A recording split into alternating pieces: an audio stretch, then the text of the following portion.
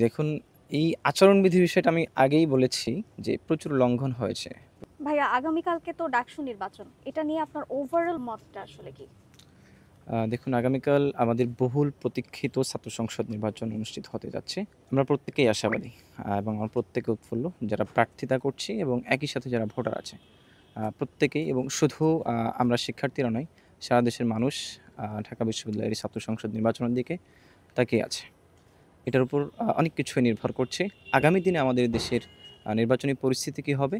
আ সেটার বহুলাংশে এটার উপর নির্ভর করছে আরকি। এখানের পরিবেশ পরিস্থিতিটা কী? সব মিলিয়ে আমরা আশাবাদী যে আমাদের নির্বাচনটি সুষ্ঠু হতে যাচ্ছে এবং ডাকসুর ইতিহাসে সর্বাধিক সুষ্ঠু নির্বাচন হবে বলে আমরা প্রত্যাশা করছি। আগামীকালকে প্রশাসন সুষ্ঠু নির্বাচন দিতে পারবে কিনা এই বিষয়ে আপনার মতামত কি? দেখুন, প্রশাসনের সক্ষমতা নিয়ে আমরা যদিও প্রত্যাশী, আমরা যদিও একটা সুষ্ঠু ডাকসু প্রত্যাশা করি। কিন্তু প্রশাসনের সক্ষমতা নিয়ে আমাদের এক ধরনের প্রশ্ন আছে, এক ধরনের আশাহীনতা, হতাশা আছে। দেখুন, নির্বাচনী আচরণবিধির প্রচণ্ড পরিমাণ লঙ্ঘন হয়েছে। প্রচুর লঙ্ঘন হয়েছে, অভিযোগ গিয়েছে কিন্তু প্রশাসন দৃশ্যত কোনো ব্যবস্থা নিতে পারেনি। তো আগামীকাল কেন্দ্রে আ আমরা প্রত্যাশা করছি যে কিছু হবে না।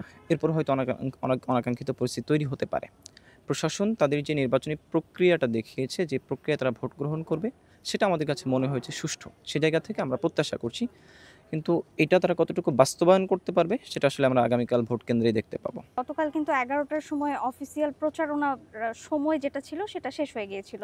কিন্তু আমরা দেখেছি যে বামপন্থী সংগঠন কিন্তু তাদের প্রচারণা চালিয়েছে, পোস্টারিং চালিয়েছে। এটা নিয়ে আপনি কি বলবেন? আ জি দেখুন, এই আচরণবিধি বিষয়টা আমি আগেই বলেছি যে প্রচুর লঙ্ঘন হয়েছে। প্রশাসনের বেঁধে দেওয়া যে আচরণবিধি ছিল, সেগুলোর অনুসরণ বিভিন্ন দলীয় প্রার্থীরা করেননি। আ বিশেষ করে আমাদের বামপন্থী যে ভাইয়েরা আছেন, তারা গতকাল পোস্টারিং করেছেন। কিন্তু আমরা এখন পর্যন্ত তাদের বিরুদ্ধে কোনো কার্যকর ব্যবস্থা নিতে দেখিনি। শুধু এটা না, আপনারা দেখেছেন যে ইতিমধ্যে একটা রব উঠেছে। ডাকসু কি আসলে ক্যাম্পাসে হচ্ছে নাকি নাজিরা বাজারে হচ্ছে? তো এটা নিয়ে আসলে আমাদের এক ধরনের হতাশাই আছে। কিন্তু এরপরেও যেহেতু দীর্ঘদিন ছাত্র সংসদ ছিল না, একটি পরিবর্তিত পরিস্থিতির মধ্য দিয়ে আমরা এসেছি। আমরা একটি নতুন বাংলাদেশ বিনির্মাণ করতে চাই। আমরা প্রশাসনের উপর আস্থা রাখতে চাই। তাদের বিগত সময়ে যে ব্যর্থতা ছিল, আমরা প্রত্যাশা করব চূড়ান্ত দিনে তাদের এই ব্যর্থতাগুলো তারা দূরীকরণ করবে এবং একটা সুষ্ঠু সফল ডাকসু আমাদেরকে উপহার দিবে। যার মাধ্যমে ছাত্রদের প্রতিনিধিত্ব নিশ্চিত হবে। ক্যাম্পাসের আ শিক্ষার যে সার্বিক পরিবেশ আছে সেটা উন্নয়ন ঘটবে। আপনিও তো ভিপি হিসেবে আ নমিনেশন নিয়েছেন। আপনার আসলে চিন্তাভাবনা কি? আপনি জয়ী হলে কি কাজ করবেন? জি, আমি শহীদ সার্জেন্ট জোহরলাক হলে ভিপি পদে প্রার্থিতা করছি। আ আমি আমার ইশতেহার প্রকাশ করেছি। সেখানে অনেকগুলো বিষয় উঠে এসেছে যেগুলো নিয়ে আমি মনে করি যে আমার কাজ করার সুযোগ রয়েছে। তবে এর মধ্যে আ সব আ যদি একটু হাইলাইট করতে চাই তাহলে আমাদের হলে জলাবদ্ধতার একটি সমস্যা রয়েছে। একটু বৃষ্টি হলেই মনে হয় যে আমি আসলে কোনো আবাসিক এরিয়াতে বসবাস করি না। আমি হয়তো কোনো বিল কিংবা কোনো নদীর মধ্যে বসবাস করি। এই জলাবদ্ধতার নিরসন করা আমার অন্যতম অঙ্গীকার, আমার অন্যতম ইশতেহার।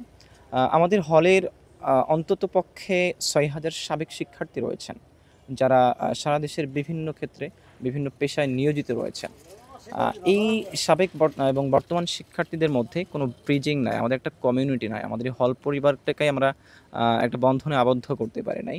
ওই জায়গা থেকে আমার একটা চিন্তা ছিল যে আমি সার্জেন্টস নামে একটা অ্যাপ তৈরি করব, যেখানে সাবেক এবং বর্তমান স্টুডেন্টদের প্রোফাইল থাকবে। ফলে আমরা একটা ভার্চুয়াল কমিউনিটি গড়ে তুলতে পারবো। আমরা পরস্পরের প্রয়োজনে পরস্পরের সাথে যোগাযোগ করতে পারবো, পরস্পরের উপকৃত হতে পারবো। এছাড়া আমাদের হলের সাথে ডক্টর কুদরতি ক্ষুধা হোস্টেল, যেটি আমাদের আইলেট ইনস্টিটিউটের সাথে যুক্ত। ওই হোস্টেলটি আমাদের হোস্টেলে যারা শিক্ষার্থী আছেন তারা আসলে সার্জেন্ট জহুরুল্লাহ হলের শিক্ষার্থী। হোস্টেল এবং হলের শিক্ষার্থী তাদের মধ্যে একটা বাজেট বৈষম্য আছে। সুবিধাদি একজন আবাসিক শিক্ষার্থী যা পায়, এক ধরনের বৈষম্য আমরা দীর্ঘদিন যাবৎ দেখে আসছি। এই বৈষম্য নিরসন করাটাও আমার অন্যতম অঙ্গীকার। ভাইয়া ভিপি প্রার্থী হিসেবে আপনি শিক্ষার্থীদের কাছ থেকে আসলে কেমন সাড়া পাচ্ছেন? এটা অবর্ণনীয় আমি মনে করি। আমি যে পরিমাণ ভালোবাসায় সিক্ত হয়েছে ভোটারদের, আমি প্রত্যাশা করছি যে এটা ব্যালটেও পাবো এবং সেটা পেলে আ রেজাল্ট তো সবাই দেখবেন, সে প্রত্যাশা করি।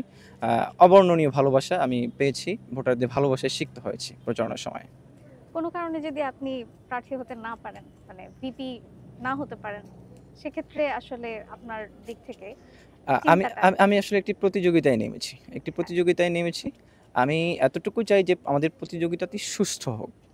একটা নিয়মতান্ত্রিকতা বজায় থাকুক। কিন্তু আমরা দেখেছি যে একাধিক প্রার্থী আ একাধিকবার নির্বাচনী আচরণবিধি ভঙ্গ করেছে। আ খারাপ লাগা কাজ করেছে আরকি। কিন্তু এরপরেও আমরা সহনশীল ছিলাম। আ আমি মনে করি যে ঢাকা বিশ্ববিদ্যালয়ের প্রত্যেকটি শিক্ষার্থী তারা সচেতন, তারা বিবেকবান। তারা আসলে কোনো প্রলোভনের কাছে নিজেদের ব্যক্তিত্বকে, নিজেদের ভোটাধিকার যে একটা আমানত এটাকে বিক্রি করবেন না আমি বিশ্বাস করি। এরপরেও আ নির্বাচনের ফলাফল যা আসবে নিঃসন্দেহে সেটা মেনে নেওয়ার মতো আ মানসিকতা আমি লালন করি এবং আমি মনে করি যে আল্লাহ তাআলা আসলে তাকদীর নির্ধারণ করে রেখেছেন। যেটা আসবে আমি ওটাতেই সন্তুষ্ট।